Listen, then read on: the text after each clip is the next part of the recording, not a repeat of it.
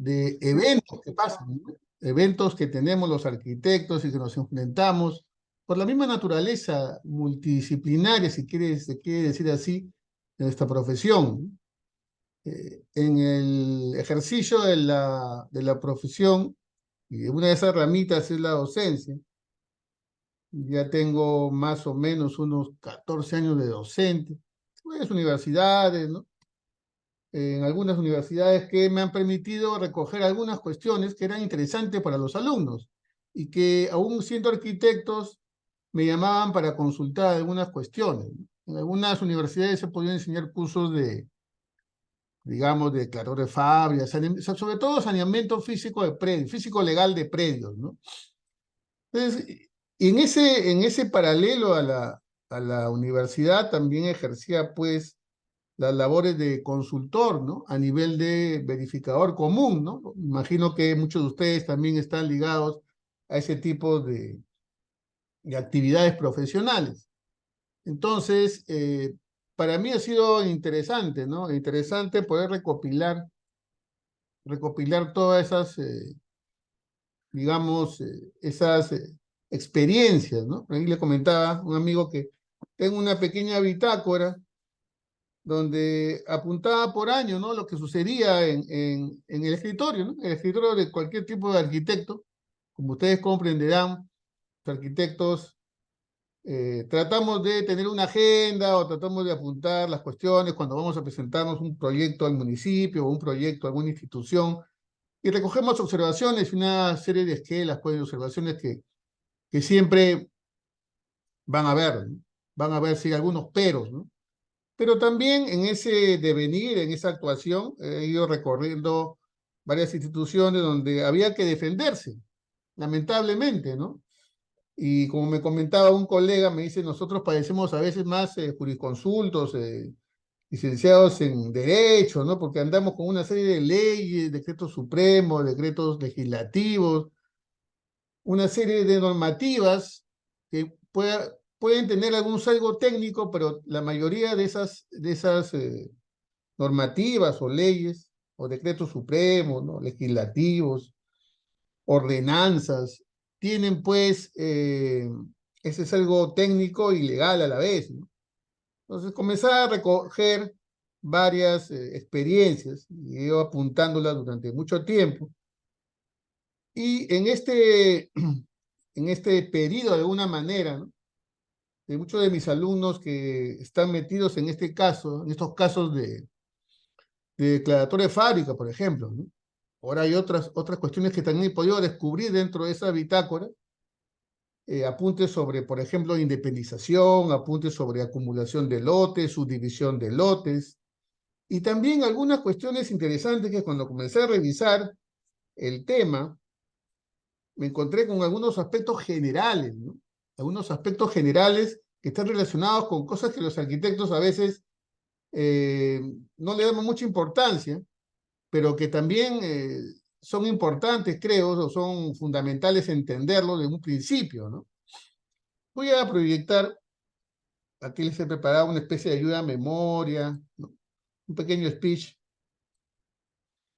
que está relacionado con esto que vamos a charlar ahora, que espero que sea de interés, porque ya el desarrollo de todo el seminario, que es bastante pesadito, digamos, de alguna manera, con una serie de experiencias, ¿no? Yo he podido recopilar alrededor, un poco más, de repente, de 50 observaciones más comunes que la SUNAR, de alguna manera, me las hizo saber, digamos, ¿no? De una manera, digamos, a nivel de la esquela, ¿no? A veces no es una formalidad que tengamos que, que recibir muy bien los arquitectos cuando nosotros nos dedicamos al gráfico, ¿no? Comenzamos, nosotros básicamente nos movemos con el tema del gráfico, de la imagen, del dibujo. Entonces recibió una esquela y hay que transformarla, esa esquela, a, digamos, primero revisando la normativa, segundo los datos que tenemos sobre el inmueble y tercero, ver cómo convertimos esa esquela en un plano de aclaración, un plano de subsanación, un plano donde podamos responder de igual a igual, creo, con el, con el registrador, porque al final una abogada muy amiga me decía, no se olvide, arquitecto, que sus planos, sus documentos, sus memorias, su informe técnico, va a ser revisado por un registrador que no es arquitecto. Por ahí empezamos, me dice. No se olvide, ¿no? Ahorita estoy haciendo algunos expedientes sobre regularizaciones y muchas veces cuando nosotros recibimos el encargo, tratamos de plasmar en planimetría todas estas observaciones o requerimientos primero del cliente y después del registrador, ¿no? Entonces, por favor, me dicen si están pudiendo ver el PPT que estoy mostrando.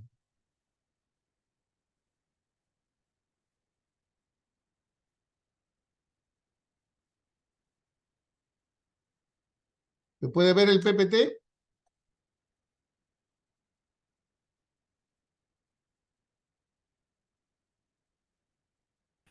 Sí se ve. Perfecto, perfecto, gracias. Bueno, yo lo he denominado así porque las 50 observaciones más comunes, porque he estado haciendo el cotejo y me he encontrado con bastantes observaciones, ¿no? Dudas que a veces pone el registrador o también entrampamientos que el registrador se ve, digamos, de alguna manera obligado a formular, ¿no? A veces uno recibe una esquela y una esquela con una serie de normativas que ameritan pues revisar, ¿no? Por ejemplo, una de esas cuestiones que me ha tocado revisar son digamos, los plenos de los tribunales registrales, eh, y que me indicaban en la esquela, ¿no? El pleno del tribunal registral CCXXX, ¿no? De tal fecha. Por ejemplo, dicen que es un precedente vinculante, ¿no? O sea, digamos que es una casuística que ha generado una cierta, como ellos lo denominan, ¿no? Jurisprudencia. Nosotros le denominamos caso. Es un caso que ya se ha hecho tan, digamos, recurrente que ha terminado formulando una aclaración sobre alguna norma, por ejemplo, del reglamento de inscripciones del registro de predios, ¿no? Por ejemplo. O un caso que, por ejemplo, está ligado al Código Civil a partir del artículo 300 y tanto, ¿no? Que obligaba a revisar el Código Civil. Obligaba a revisar, por ejemplo, claro, en la ley 27157, la ley 29090. Entonces, eso ameritaba que podamos, en este caso, de recopilar estas experiencias en algunas generalidades, o digamos, en algunos, digamos, divisiones, ¿no? Desagregarlo y juntar las observaciones más comunes en los siguientes aspectos. Por ejemplo, encontré 7 aspectos casi, digamos, como estancos, ¿no? Como, digamos, cajones de un armario, donde teníamos, por ejemplo, aspectos generales. Yo lo he denominado aspectos generales porque me parece que se subyacen, ¿no? Todas esas observaciones subyacen en cuestiones que a veces no tienen nada que ver mucho con la arquitectura, ¿no? O con el saneamiento de predios. Por ejemplo, ¿no? La sociedad conyugal, ¿no? La sociedad de gananciales. Llevaba un expediente y me decían, mire señor, acá el predio del cónyuge A, casado con el B, solamente el A está como propietario, pues. Pero según el imperio de la ley, como decían ellos, si yo me compro un terreno de soltero, más tarde no edifico nada y me caso, automáticamente por el imperio de la ley, al construir esa edificación, entra lo que le llaman las sociedades gananciales. Y eso, por ejemplo, he tenido que aprender en el camino porque nosotros, los arquitectos, pues no tenemos esa formación relacionada con las leyes, ¿no? El Código Civil, ¿no? Muy poco hablamos, yo confieso que hace tiempo desconocía un poco estas cuestiones, hasta que hubieron problemas, por ejemplo, ¿no? Eso es un caso, por ejemplo, un caso sobre el tema de aspectos generales. Otro, por ejemplo, que tiene que ver con las personas menores de edad.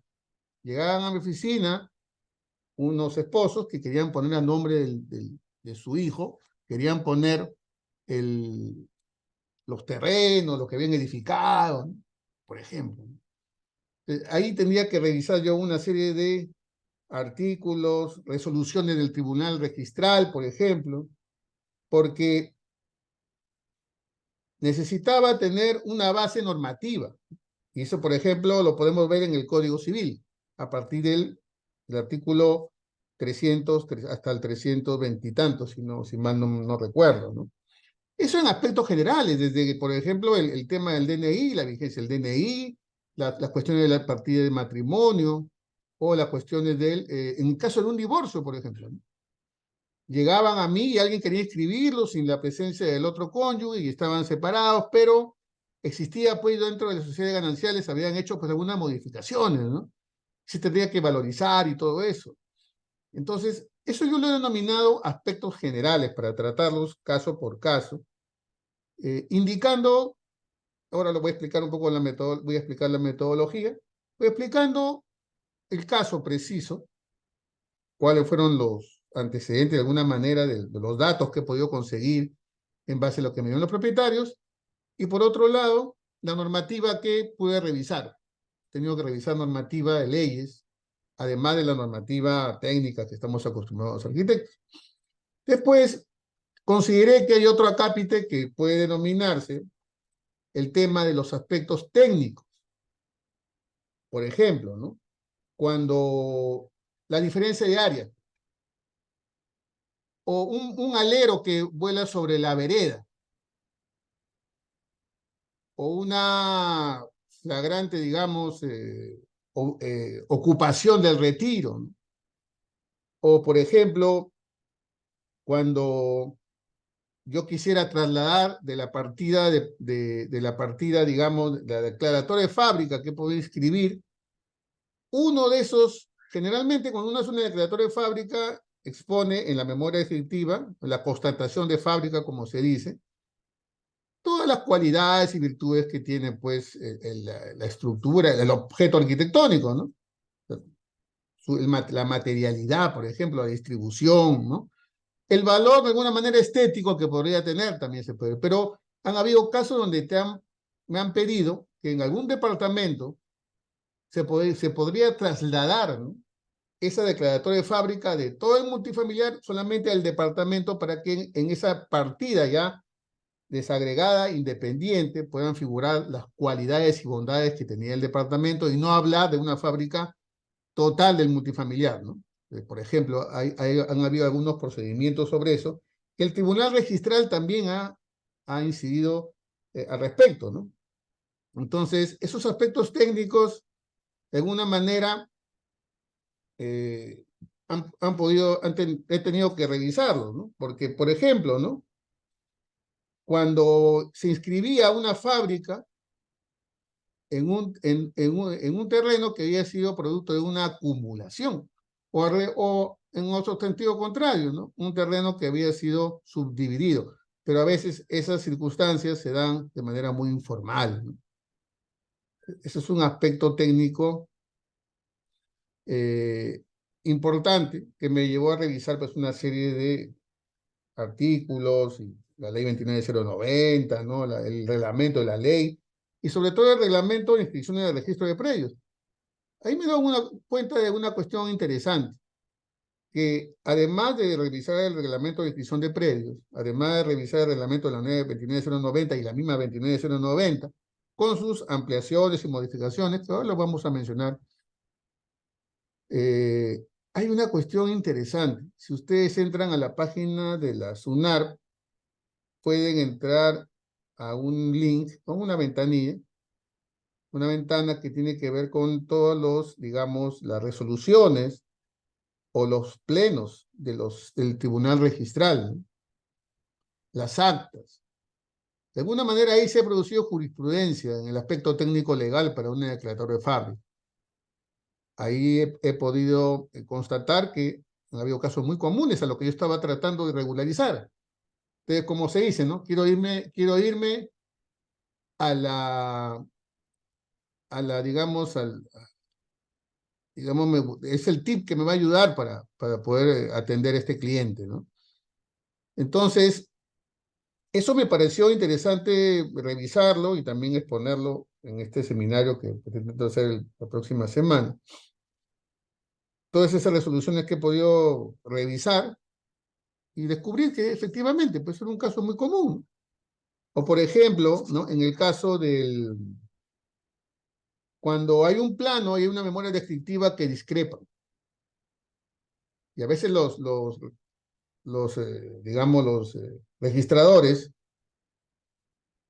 por más que estén muy prolijos, recaen en algunas incongruencias o errores materiales, ¿no? Lo que pasa es que el tema con la SUNAR no es un tema como si fuera pues una, una comisión técnica del colegio, un revisor urbano donde uno puede exponer y aclarar ciertas cuestiones, ¿no? Ahí es la ventanilla, es el límite entre la persona, el administrado y la persona que te está administrando, ¿no? Te envían a una persona que le tienes que contar todo el cuento otra vez. O tienes que el registrador o la persona que te atiende no es el registrador el que está haciendo esa anotación, o no es el que te formuló la esquela de observaciones, muchas veces. Por lo menos en estos años me ha tocado muy poco las personas que me hicieron la esquela y la misma que me atendió. Es otra persona. Entonces trata de interpretar lo que yo digo y trata de sesgarse en el plano de lo que se presenta. Y bueno, como me decía una amiga abogada, lo que está en el expediente existe. Lo que no está en el expediente no está en este mundo. Tiene que estar en el expediente para tú poder hablar sobre el caso y exponerle a ver cómo hago para solucionar esta situación, ¿no? He tenido, por ejemplo, una cuestión así muy rápida que me pasó hace unas semanas, donde el FOR número 1 pretendía regularizar una fábrica de un terreno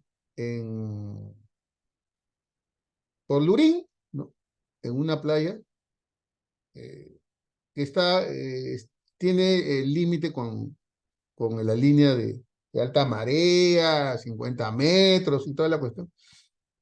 La línea de playa, ¿no? Por ejemplo. Y resulta que ya todo está construido ahí, pero la mayoría de las casas de playa que se han hecho no han sido regularizadas, no están inscritas, ni siquiera están inscritas los terrenos. O se han hecho ventas de terrenos que han quedado solamente en minuta. Y resulta que la venta del terreno se hizo, se elaboró la minuta en una notaría, pero, por ejemplo, ¿no? No se llegó a elevar nunca a escritura pública, y el FOB te permite, el FOR 1, por ejemplo, en este caso, te permite, además de registrar la fábrica, también hacer la inmatriculación del predio, o cambiar de propietario paralelamente a la inscripción de la declaratoria de fábrica. Entonces, ahí, por ejemplo, descubrí que el Tribunal Registral tenía varios casos y había determinado cierto consenso, ¿no? Por ejemplo, que las escrituras públicas deberían tener la avisación catastral y muchas veces pedían que la resolución, además de ser firmada por el gerente de salud urbano, también por el alcalde, ¿no? He descubierto varios contratos de compra y venta suscritos entre dos personas, pero también había un refrendo del alcalde que lo incluían en la parte de atrás con el plano de referencia, que el alcalde decía efectivamente, ¿no? El terreno del señor es tanto por tanto y está en tal etapa y todo eso. ¿Y qué me pedían en el registrado? No, usted tiene que dejar el original para nosotros poder chequear, porque no me aceptaban las copias certificadas de la notaría. Y resulta, por ejemplo, en otro caso que también pasó lo mismo, pero la notaría que habían elaborado la escritura pública de compra y venta ya no funcionaba. El notario había fallecido. ¿Y ahora qué hacemos? Resulta que el Colegio de Notarios tiene todo un almacén de todos los archivos y los CARDEX, de todos los documentos y expedientes que se han tramitado en una notaría de un notario que ha fallecido, y ahí había que hacer la revisión, que tendría que entrar a hacer la revisión y la búsqueda de todos esos documentos para pasarlo a otra notaría y que podría solucionar el problema. En cuanto, por ejemplo, otro acápite interesante me pareció el tema de la demolición, ¿no? Tanto parcial como total, ¿no? Que eran casos bastante, digamos, interesantes. En el caso de las demoliciones totales, ¿no? Donde desaparece la fábrica y entonces, pero no existe la fábrica en la copia literal, ¿no? Pero sí estaba el HR y el PU que se había construido y todo eso. Entonces, había que regularizar primero la fábrica y después hacer los trámites de demolición, o sea, toda digamos, una secuencia de procesos que tiene que ver con esa regularización, pues, tanto total o parcial, ¿no? Después descubrí un cuarto acápite que está relacionado con el informe técnico de verificación. Y ahí he tenido algunas experiencias sobre, por ejemplo, el tema de la fecha de inicio, la fecha de culminación de las obras. ¿Cómo lo descubrimos? ¿Cómo hacemos porque muchas veces me ha pasado que hemos tomado encargos de algunos verificadores que de repente se quedaron en el camino y que fueron ingresando documentos, pero nunca llegaron a sanear totalmente la propiedad. Y el informe técnico de verificación tiene una cuestión, bueno, entre varias interesantes y fundamentales, que es el tema de la fecha. Es cómo saber la fecha. Entonces, por ejemplo, ¿no? Yo he ido a consulta con este tema y me dijeron, mire, por ejemplo, hay gente que tiene contratos de construcción o un maestro, que generalmente nunca se legalizan y nunca se hacen menos notarial, ¿no? Y a veces ni se firman. O, por ejemplo, habido necesidad de, por ejemplo, en casas de playa, ir a la ferretería y conseguir todas las órdenes de compra que se han hecho sobre eso y armar todo una línea de tiempo para ver más o menos dónde se ha podido hacer el tema o llegar a sacar una fecha, ¿no? Una fecha de culminación de la obra. Que eso es importante porque tanto te va a servir para ver las tasas de revisión como las tasas de inscripción de esa de fábrica. El otro capítulo interesante también creo que es los temas que conciernen al verificador común. ¿Cómo es esto, por ejemplo, del tema de la DOC? Y dentro de la casuística que he podido examinar, he encontrado que, por ejemplo, el verificador tiene que informar, ¿no? En su informe, disculpe la redundancia, si necesitamos un ad hoc, que puede ser INDECI, CENEPRED, puede ser bomberos, ¿no? En el caso de una construcción donde va a haber personas, ¿no? Un centro comercial, una galería, por ejemplo. Y también digamos, las competencias de ese verificador. Generalmente, para los registradores, el verificador, o lo que dice el verificador, lo toman, digamos, como casi ley, ¿no? O sea, el registrador no puede, o sea, no puede observar alguna cuestión, digamos, muy técnica, ¿no? Entonces, si el verificador considera que debe haber un ad hoc, lo coloca en su informe. Pero también resulta que una vez ingresado, y no te pide para nada el verificador, pero sí lo anotes en el informe, resulta que existe una observación por parte del registrador que ellos sí consideran que debería haber un ad hoc. Por lo tanto, la inscripción queda en stand-by hasta que no se requiera el informe de declaración, el informe técnico del verificador ad hoc. Y eso he tenido como 2 o 3 casos sobre esa situación. Es una situación muy, digamos, muy recurrente, según el Tribunal Registral de la SUNAR, sobre los verificadores ad hoc, además también de sus competencias, ¿no? Otra de las cuestiones interesantes también es el tema de la regularización de fábrica. Saben que vivimos en una sociedad con un 75-80% de informalidad. De cada 10 viviendas, que 10 inmuebles están totalmente informales, hicieron una serie de ampliaciones que no cumplen a veces la parte técnica, los porcentajes de libre, invaden pues los retiros municipales, reducen, a veces hasta eliminan los pozos de luz, rompen con el alineamiento de fachada. Incluso hay un caso donde el verificador hacía notar dentro de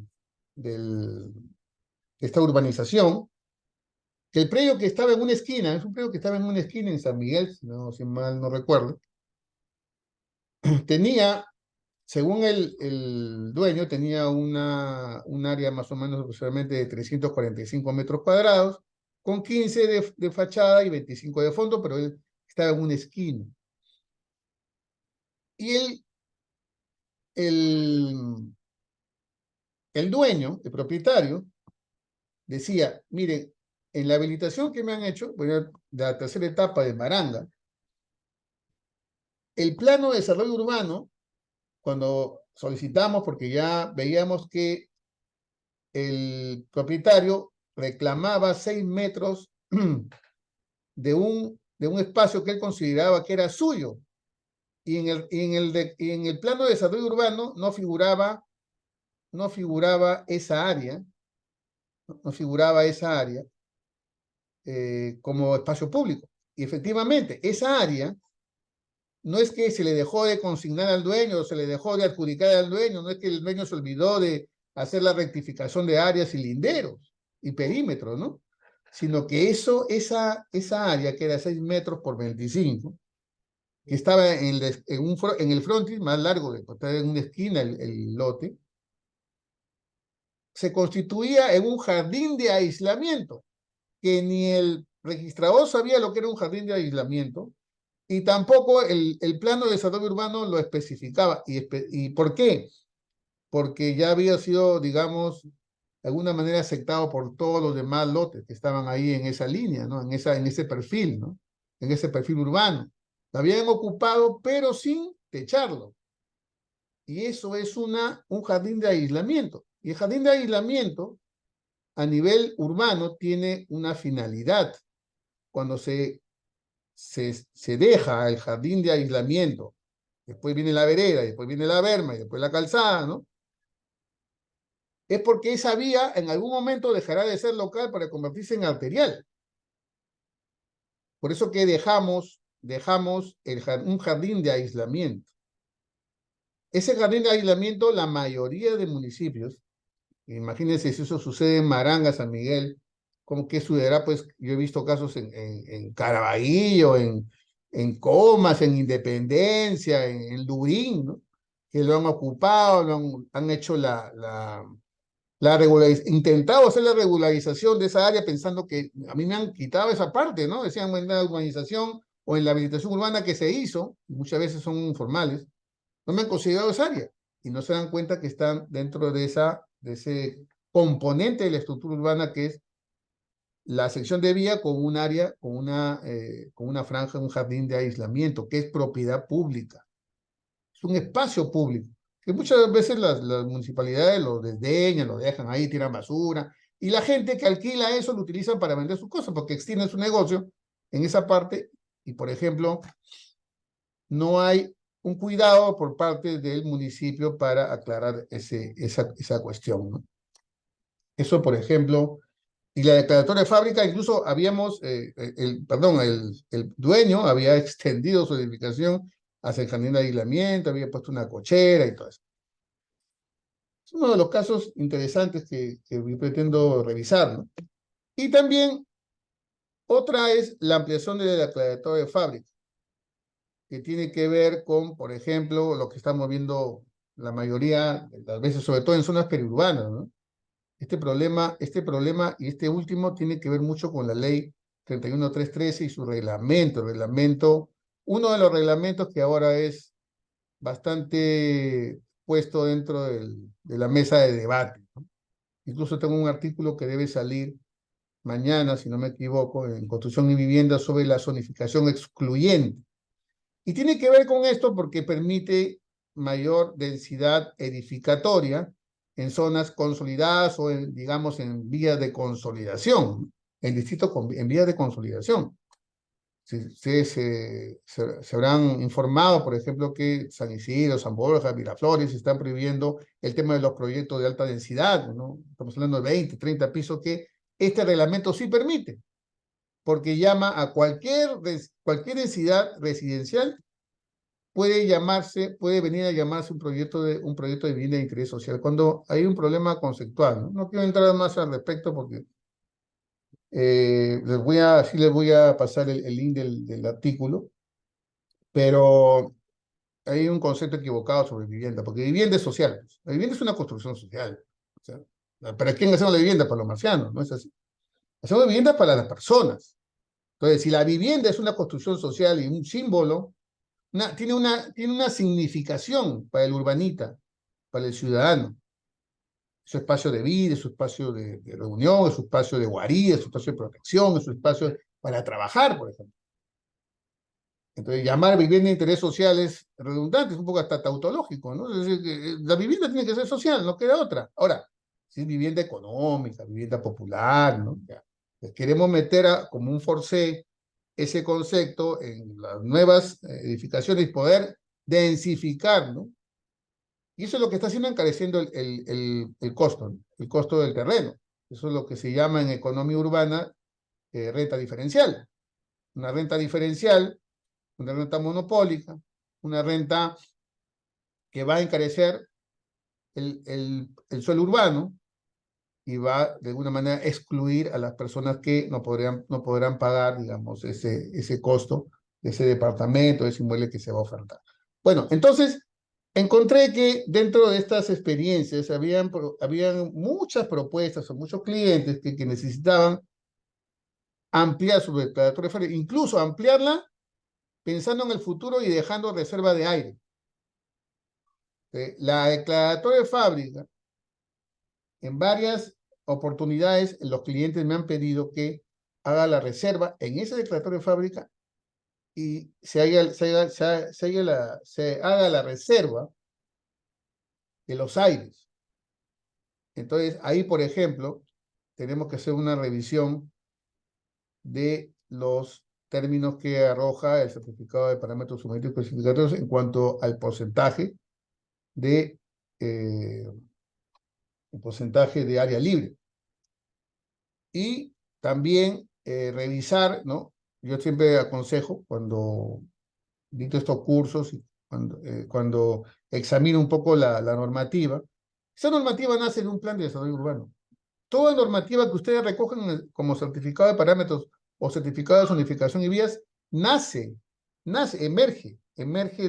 plano de zonificación. ¿Y el plano de zonificación de dónde? De un plan de desarrollo urbano, un plan de desarrollo metropolitano probablemente, o de área interdistrital, ¿no? O de repente hasta un plan de ordenamiento urbano, ¿no? Cuando estamos hablando de poblaciones de menos de 20.000 habitantes, ¿no?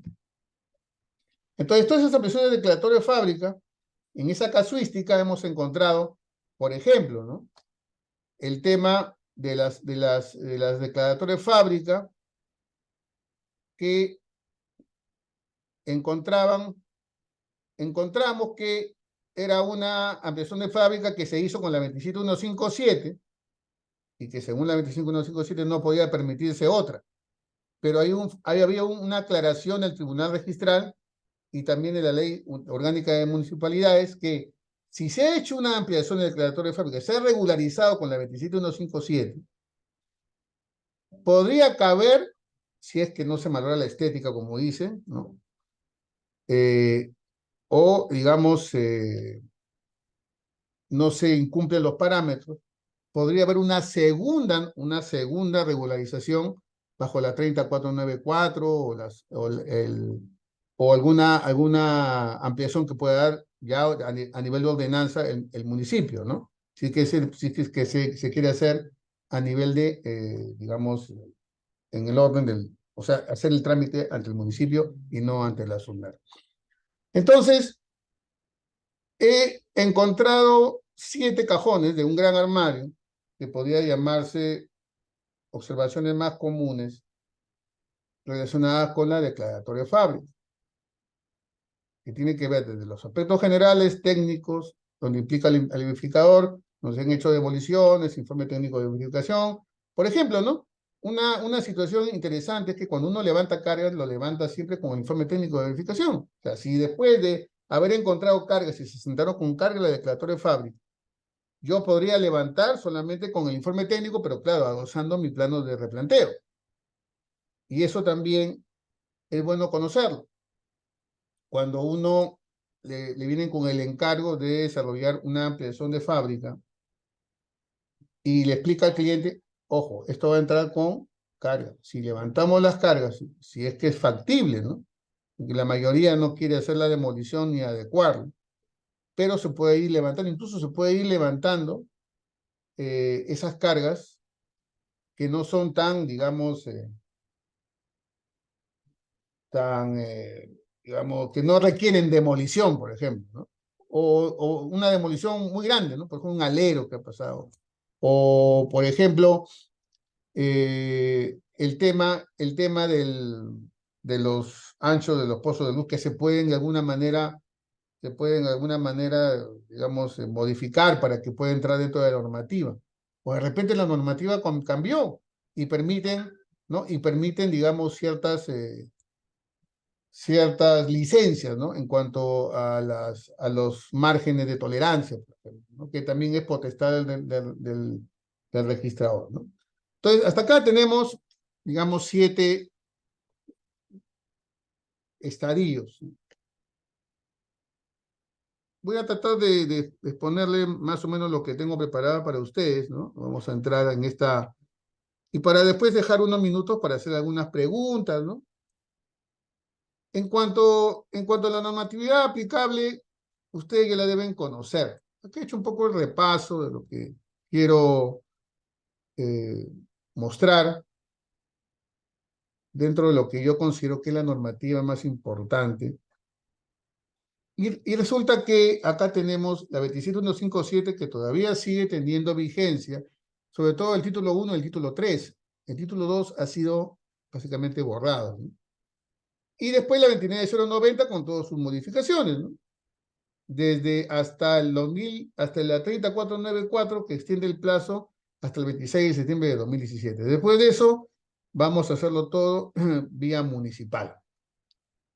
El decreto supremo 029, que tiene que ver con el reglamento de licencias, sobre todo licencias de edificación, que también es importante revisarlo y tenerlo a la mano. Y algo que les decía al principio, ¿no? El reglamento de inscripciones del registro de predios.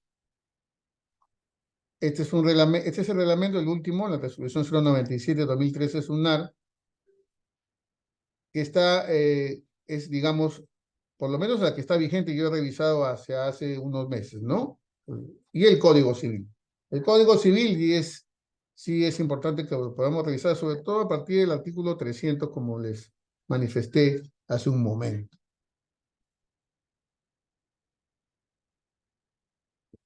Yo creo que hay unas ciertas fases que uno debe cumplir de alguna manera para llevar a cabo los trabajos sobre todo el declaratorio de fábrica, ¿no? Hay que construir el caso del declaratorio de fábrica.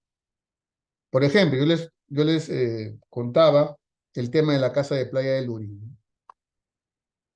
Una fábrica que no tiene menos de 10 años de haberse construido. Hay habido gente viviendo ahí en pandemia. Es una zona ya, digamos, al 99.9% consolidada. Incluso ya hay eh, comercio zonal, ¿no? Hay ciertos recursos urbanos que nos sirven para vivir, ¿no? Como las tienditas, el tambo, el- una tienda de barrio, ¿no? Incluso hasta utilizan ya la posta médica, está funcionando. En este caso, un caso bastante paradigmático, ¿no? Pero está funcionando la posta médica. Entonces, ¿qué es lo que tenemos que ver de alguna manera? Los documentos y levantamiento arquitectónico. Yo estimo que una ayuda muy importante y que no es bien utilizada por el verificador. Antes, yo digo, con la ley 27157 se podía incluir, además del archivo digital, digamos, se podía incluir las fotos. Eso es importante. También es un elemento que no lo exige, pero que sería importante también colocarlo dentro del expediente. Sobre todo si hay clientes que tienen fotos de que compraron el terreno y el proceso de la construcción. No le exige la ley, no le exige el reglamento de edificaciones, pero sería importante para el reforzamiento del sustento técnico del expediente. Las fotos, eh, por ejemplo, la revisión de las copias literales, ¿no? Cuando hay cargas o gravámenes, hipotecas. Eso es importante, ¿no? Es revisar todos esos documentos. Por ejemplo, cuando incluso un cliente hace muy poco tiempo me encargó todo el tema, y dentro del análisis de la copia literal del dominio y el título archivado que lo tuve que descargar o ir a revisar, no había levantado, o sea, él había pagado la hipoteca, o sea, había, digamos, terminado de pagar toda la letra de la hipoteca, pero pensó que la cosa quedaba ahí. Y ahora el tema es que no ha levantado la hipoteca legalmente. Si bien ha cancelado todo lo que debía, pero no la ha levantado. Ahí tenemos una cuestión que va a arrastrar, por ejemplo, en este caso que estoy desarrollando, es una independización y eso va a tener que arrastrar toda la deuda hipotecaria. O sea, perdón, el gravamen. Eso va a tener que arrastrar el gravamen. Incluso, según lo que yo he conversado, podría quedar en stand-by todavía el tema de la independización, ¿no? Y por otro lado, la normatividad, que creo que debería ir en paralelo con el caso y en los documentos que tenemos. Hay que saber elegir, por ejemplo, la normatividad. Cuando se trata, por ejemplo, de aspectos generales, comenzando a leer el Código Civil desde el artículo 300, cuando llegamos, por ejemplo, a ver el tema de las demoliciones, ¿no? La 29090, el reglamento de la 29090, con el tema también de la valorización de la obra, con el tema por ejemplo, cuando se nota de forma preventiva, ¿no? La declaratoria de fábrica. Y eso sucede, por ejemplo, en los procesos de habilitaciones urbanas. Cuando tenemos procesos de habilitaciones urbanas, lo que le llaman lote garantizado, ¿no? Habilitación urbana con venta garantizada de lote. Eso, por ejemplo, lo hacen los portales, y Centenario, ¿no? Y casi todas las demás. ¿Por qué? Esa venta garantizada te permite preinscribir la independización del lote y también te permite preinscribir la declaratoria de fábrica. Te permite también construir, mientras van haciendo pues toda la infraestructura de pistas, veredas, agua, luz y todo eso. Probablemente también tenemos que ver ese tipo de casos, ¿no? Que están relacionados sobre todo con la 29090 en esa revisión. Entonces, a partir de la construcción del caso de la declaratoria de fábrica, que eso es lo que voy a brindar caso por caso, de los 50 casos que los he agrupado en esos ítems que les he compartido, vamos a construir el caso de la declaratoria de fábrica. Como son 50, comprenderán que hay que ser un poco ligero ahí, ¿no? Pero vamos a construir el caso, sobre todo las anotaciones más puntuales sobre el caso que queremos, ¿no? Por ejemplo, si hay un problema en aspectos generales, quién es el propietario, quién es el apoderado, en el caso de una demolición, sobre acumulación, sobre subdivisión, en el caso de un verificador, ¿no? Con ciertas, digamos, sus competencias y sus obligaciones y cómo se ha transgredido de alguna manera. El parámetro, cuando se transgreden parámetros y todo eso. Entonces vamos a construir cada caso por separado y esos casos generalmente llevan una relación con el tribunal registral que también anoto en este seminario, en cada caso, para que el que está siguiendo el tema pueda revisarlo en entrada a la página de la SUNAR y revisar el caso, el tribunal, ¿no? ¿Qué es lo que sentenció el tribunal sobre al respecto, ¿no? Bueno, la normativa, hay que ver el tema de la fecha de vigencia, es una cuestión importante.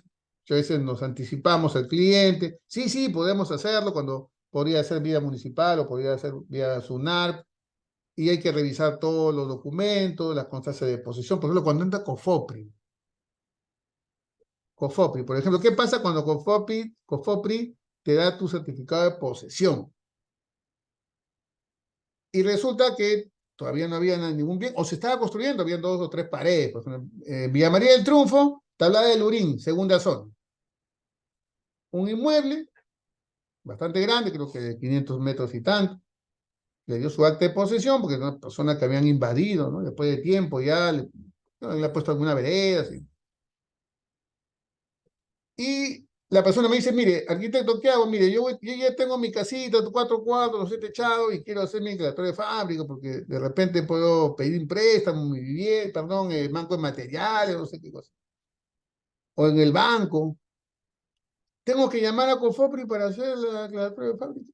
La ley, la normatividad te permite hacerlo por la 30494, por la 29090, ¿no? Por esa normativa yo puedo proceder a hacer una declaratoria de fábrica, ¿no?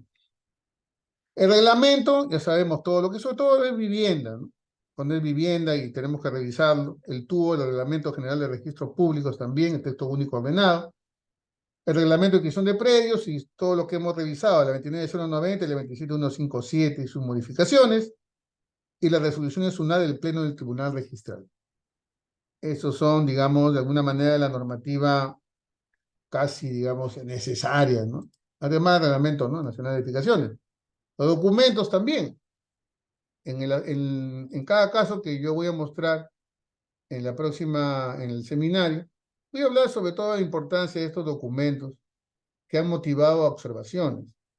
Y me decía, oye, pero esta observación no me compete. Si yo estoy encargado de la regularización, sí me compete, por más que sea una cuestión ajena a mi especialidad.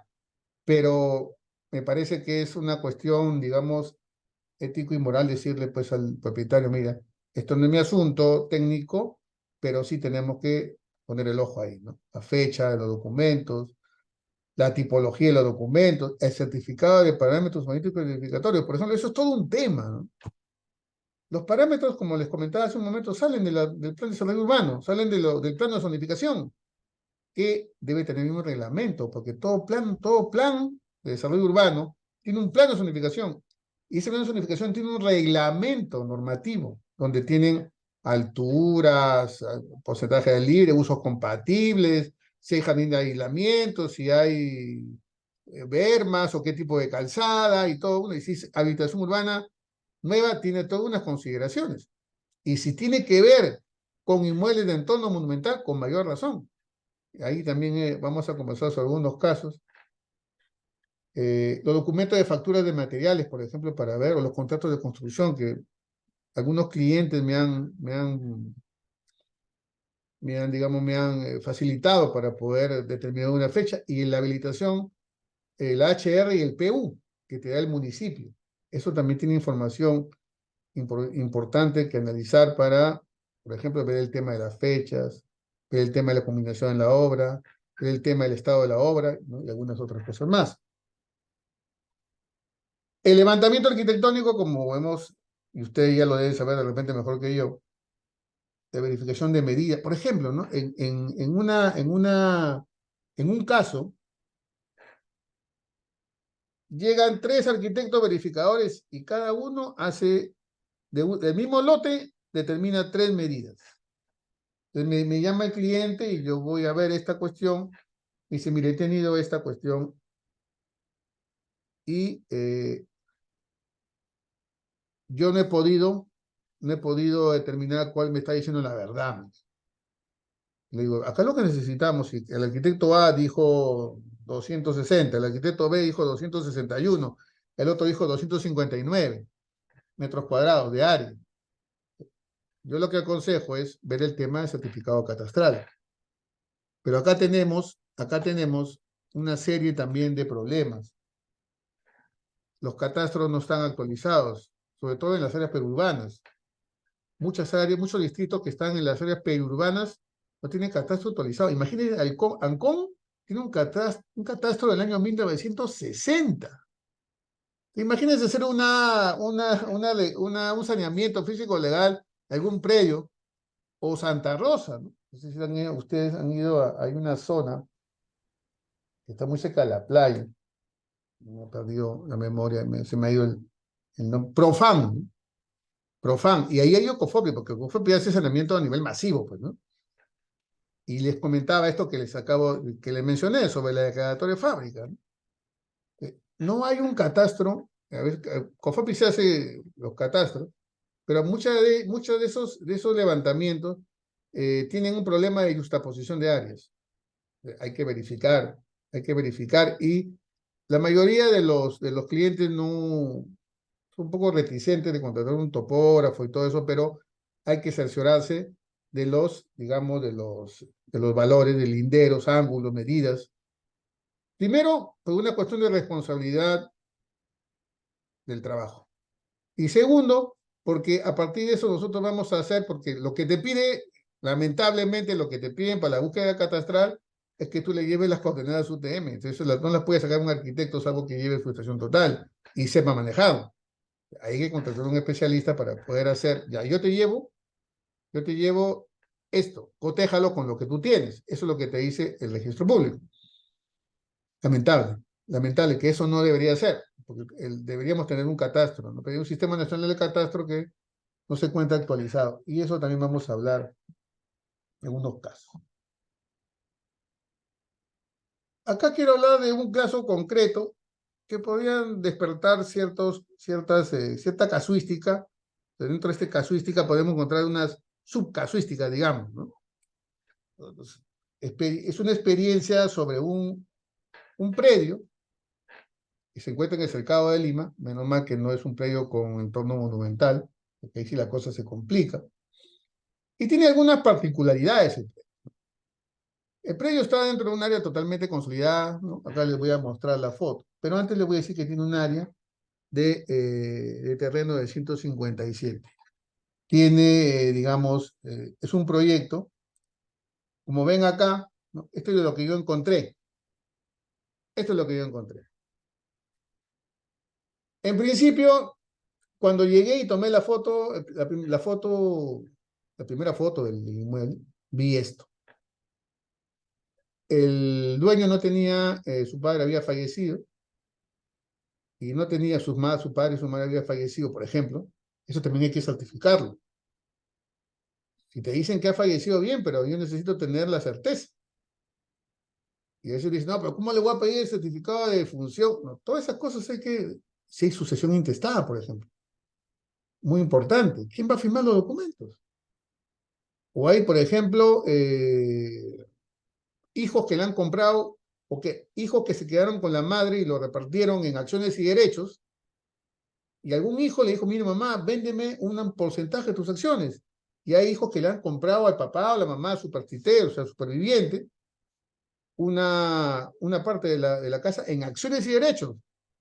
En acciones y derechos sabemos que no sabe, de la casa no se sabe qué te corresponde. Pues a mí me corresponde el 20% de esa casa que estoy mirando en la foto. Yo no sé dónde me corresponde el 20% como acciones y derechos. Es como tener acciones de una empresa.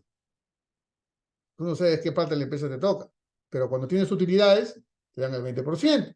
Cuando quieres vender tus acciones porque te quieres hacer ese negocio o no participar en el negocio, vendes tu porcentaje de acciones valoradas, ¿no? Ya tienen un valor, ¿no?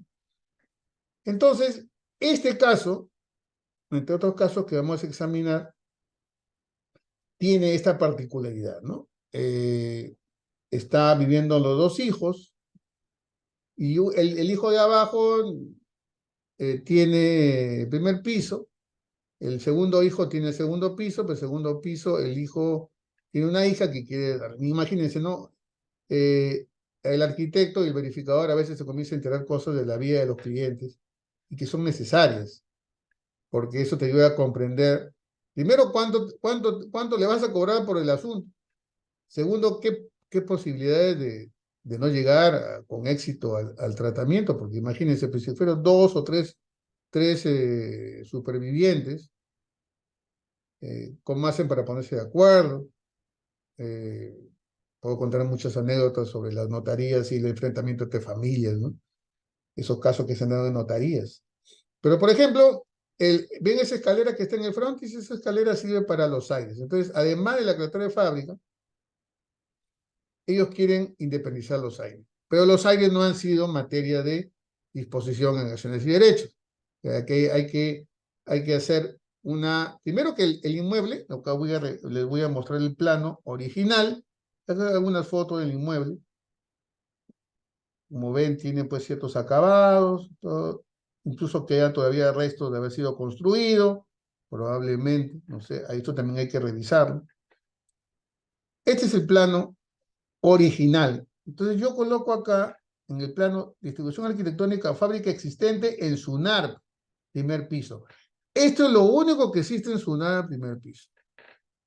Tenemos un carport, que no tiene las medidas reglamentarias, pero lo han puesto carport, ¿no? Jardín, ¿no? Comedor, sala, un paso.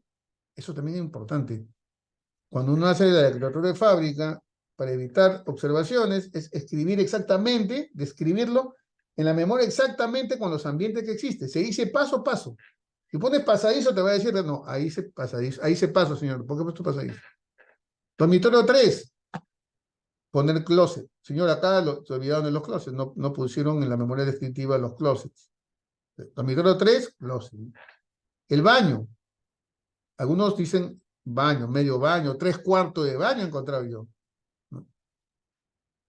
Y el jardín posterior. Luego que pasaron los años, este es el área, ¿no? Este es el área, el primer piso sigue siendo todavía el primer piso en este plano, pero yo pongo acá distribución arquitectónica y fábrica inscrita en SUNAR y fábrica ampliada primer piso, para que el registrador pueda tener la idea de, a ver, ¿qué es lo que tenía yo originalmente? Y sobre qué hice la modificación. Entonces la modificación resulta que acá el señor, lo que era anterior, no se da cuenta acá, era patio de servicio. Acá el señor abrió un estacionamiento y esto lo dejó como patio. Pero sin embargo, en la figura que hemos visto, hay un auto estacionado ahí. Ya comienzan los conflictos. Eso también es importante verlo. Todo lo que está churado es la fábrica inscrita en la SUNAT. Pero, por ejemplo, en este lado, ustedes van a ver que acá decía dormitorio 1. Este dormitorio 1 lo han transformado en cocina, porque el otro que estaba al otro lado, ¿no? Lavandería terminó siendo, perdón, este patio de servicio y la cocina se ampliaron y se determinó un área de estacionamiento, y todo esto se ha enviado al dormitorio 1. Y esto es lo que queda, así como queda. Hay un cambio de uso. Sin embargo, es conveniente achurar el área que se ha determinado como, digamos, el área escrita, ¿no? Que esté escrita. Y todo lo demás va a ser, si ustedes observan en el primer piso, hay un área libre en ese patio de servicio. Acá ya se techó. Sigue estando la escalera y todo lo demás. Y en el segundo piso, que ya no está declarado, ya estamos viendo esta distribución. Toda esta distribución. Sigue perdón. Acá, por ejemplo, en esta declaratoria de fábrica, es conveniente, si es que vamos a hacer declaratoria de fábrica de independización, que ese es otro tema, pero también tiene que figurar en la presión declaratoria de fábrica un área de futuro acceso a los aires del departamento 201, que es este nuevo departamento, ¿no? Con esta distribución. Esto es lo que se anotaría, más la parte que se ha ampliado en el primer piso, por más que sea mínima, ¿no? Bueno, hasta acá se contaba un poco las experiencias en un poco tiempo que tenemos, pero no sé si tienen alguna pregunta, algunas interrogantes sobre lo que he estado diciendo, algunas consultas.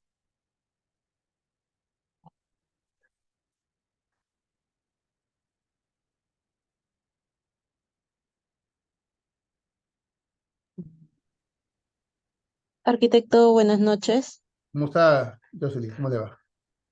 Arquitecto, tengo una consulta. ¿Se puede realizar una declaratoria de fábrica? Comentó hace un momento sobre un predio en posesión.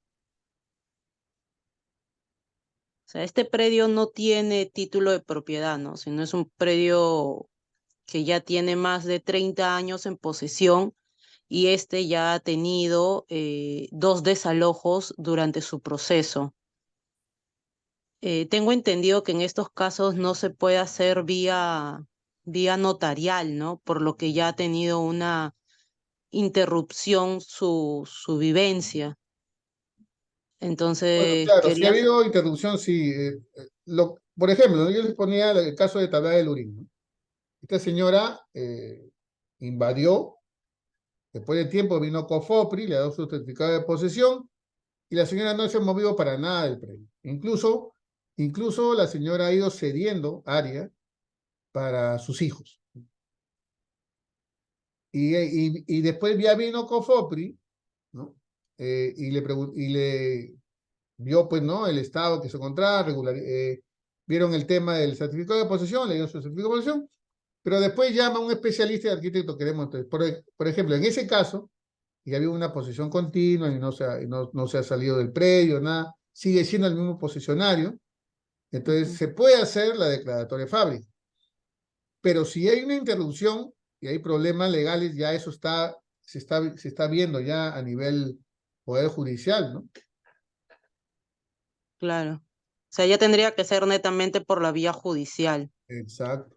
Primero tiene que resolverse el tema de la posesión y una vez que se resuelva eso, habría que entrar con el tema de la declaratoria de fábrica, ¿no?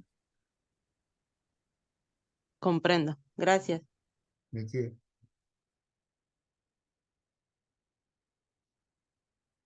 ¿Alguna otra pregunta? Buenas noches. Bueno, Luis, Sí, tengo una pregunta. Usted mencionaba acerca de las diferencias que a veces uno encuentra entre las medidas del lote y el área. Eh, Justo hace poco vi un caso en el que las medidas del perímetro del lote arrojaban un área diferente a la que está en el certificado literal. Eh, entonces, lo que me pregunto es si uno procede con una regularización de fábrica en esa vivienda, ¿habría alguna consecuencia así este, para el cliente? Si es que no se regulariza las áreas. habría que ver si el área es menor que el área asentada o es mayor que el área asentada. Sería mayor. Yo entiendo que hay un porcentaje Sí, que se puede permitir, ¿no? De diferencia, pero cuando un este uno por porcentaje, ciento, ¿no? cierto, pero cuando este porcentaje ya supera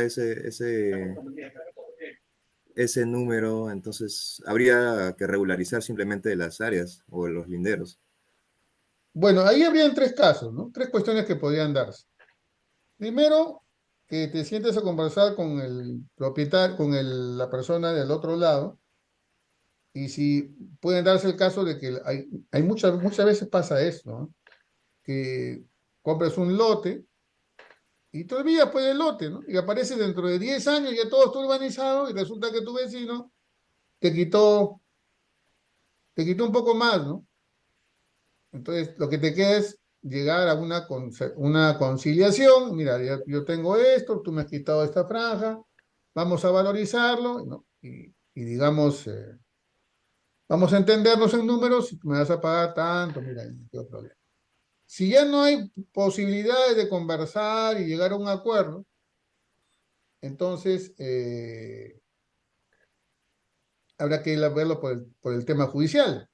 Pero, por ejemplo, ¿no? Si tenemos ahí una fábrica, perdón, un terreno que tiene mayor que lo registrado y no hay, digamos, ningún inconveniente, porque de repente no está como lindero, está un parque o es una vía, o incluso puede estar un jardín de aislamiento y otro lindero puede ser, no sé, pues la franja marginal del río. Entonces, se puede hacer, tendría que verse el estudio del catastro para ver cuánto, cuánto de área, digamos, has ganado, cuánto o área no ha sido convenientemente asentada para llevarlo a propuesta. Lo propones ante la SUNAR, se hace la búsqueda catastral y el sistema de catastro, lo que tiene la SUNAR, si es que lo tiene catastrado, va a emitir un juicio. Tú revisas, por ejemplo, las resoluciones tribunal registral y hay una serie de cuestiones, ¿no? sobre ese tema. Entonces, pero como les decía hace un momento, ¿no? Regularizar eso, cuando es mayor el área y no compromete terceros, es un poco más fácil. Pero cuando el área compromete terceros, porque muchas veces se yuxtaponen hacia otros predios, y eso tenemos que determinarlo con el certificado catastral, la única forma. Entonces, si no hay superposición, podemos llegar a regularizar esas medidas y linderos y medidas y áreas, perímetro y áreas y linderos, ¿no? Si no hay esa superposición o si no hay ese problema. Pero si ya involucra terceros, eso generalmente se va a un tema judicial, ¿no? Claro, sería conveniente entonces regularizar esos temas antes de regularizar una ampliación dentro del lote, Bueno, a veces entra como cargas. como carga, ¿no? Claro, el tema de la carga es un tema también interesante, ¿eh? Es como cuando uno compra yo voy a comprar una chompa, ¿no? Voy a comprar una chompa y resulta que la chompa pues tiene un huequito y la otra de la misma talla no tiene nada. Entonces le digo, señorita, mire, esta chompa, así señor, mire, cuesta $100, pero yo se la puedo dejar a 80. Como tiene esta yaya, ¿no? Igualito funciona con el tema de la carga. El tema de la carga es como un daño de fábrica que tiene. Entonces, si tú vas a pedir $100,000 por el departamento, probablemente te decís, no, mire, tiene esta carga, tiene este gravamen, esta hipoteca sin levantar, ha transgredido esto, usted me está pidiendo $100,000, yo le voy a dar 40,000. Ahí tienes problemas para la venta de estos departamentos, o este terreno, qué sé yo, ¿no? Ujú. Es todo un tema esta cuestión de la carga. Está bien. Gracias. ¿De qué? ¿Alguna otra pregunta?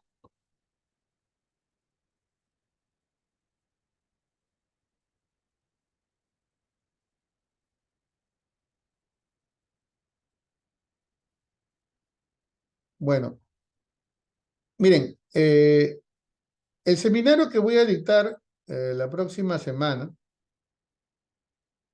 consta de esos ítems que les he pasado, que les he compartido. Estos 7 ítems que agrupan casos comunes. Son observaciones muy parecidas que se han hecho, que varían son a áreas o distritos, ¿no? Pero he podido agrupar y referir sobre todo a la normativa para poder atacar el tema. Como les decía, revisar la normativa en paralelo con los datos del terreno, la fotografía, los archivos, los planos anteriores, qué sé yo. Sobre eso construir el caso. Entonces, si yo tengo un caso, por ejemplo, ¿no? En el caso de la servidumbre, el tema de la servidumbre es un tema también interesante como el de carga, ¿no? Es que hay una servidumbre activa y una servidumbre pasiva. La servidumbre activa es porque yo, por ejemplo, estoy cediendo en un lote, estoy cediendo un camino para que accedan a un lote que es mediterráneo, o sea, un lote que no tiene ningún lado libre. Y eso sucede mucho en provincia, mucho en provincia. Pero también sucede en áreas como Lima o como Arequipa o como Trujillo, porque no hay sitio donde colocar las subestaciones eléctricas, o no hay sitio donde colocar, no sé, pues un pasaje, porque la cuadra, pues la manzana, el lado de la manzana puede ser más de 200 metros, no se tiene que dejar un pasaje. Entonces, uno de los lotes tiene que, o ambos lotes pueden estar se comprometiendo para dar 1,5 metros cada uno y dejar un pasaje, ¿no? ¿Qué pasa cuando hay una demolición? ¿O qué pasa cuando hay una declaratoria de fábrica de una casa que ha sido un predio que ha otorgado un espacio para que puedan constituirse una servidumbre? Ese predio, por ejemplo, el verificador tiene que mencionar que no se está alterando para nada el tema de la servidumbre. Y eso tiene que figurar tanto en los planos como en el informe de verificación, para que pueda ser útil para el registrador y no imponer, y dice, no, una observación, no. Precíseme si se va a tocar la servidumbre. Y yo he tenido algunos casos donde me han rechazado porque no precisé el tema de las servidumbres.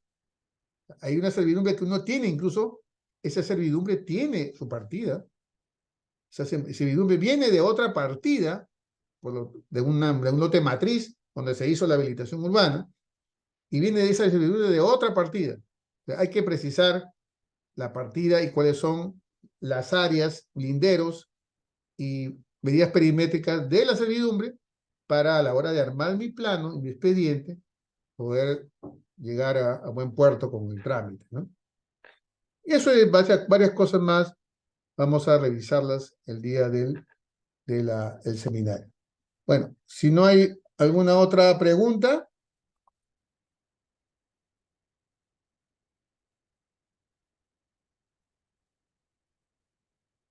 los invito pues cordialmente al seminario, un seminario que vamos a hacer el día sábado 14, de 7 a 10 de la noche. Podemos extender un poco más incluso porque van a haber preguntas y todas estas cuestiones que son interesantes tratarlas. Desde el punto de vista de la experiencia, ¿no? La experiencia que hemos tenido como verificador común, que se plasman en casos emblemáticos, digamos, casos comunes, si lo quieren llamar así. Bueno, les agradezco mucho la atención y espero verlos pues el día sábado. Muchas gracias.